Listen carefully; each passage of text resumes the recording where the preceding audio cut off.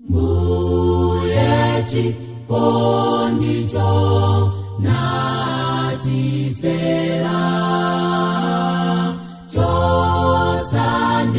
chosandiyenera ndidza kwanu,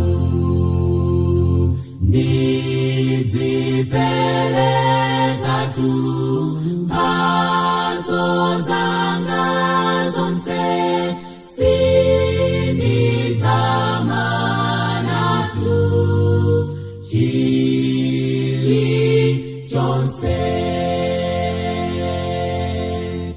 Zonse ndilinazo,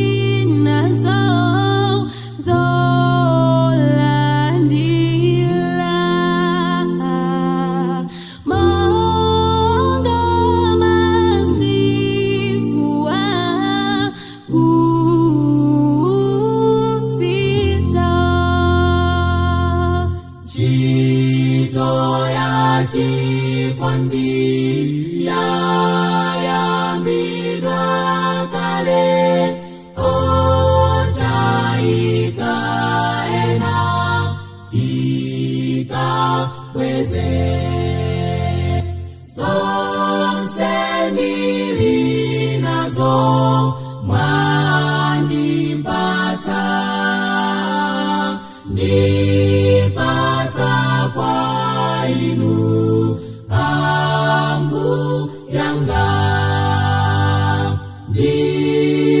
nditafika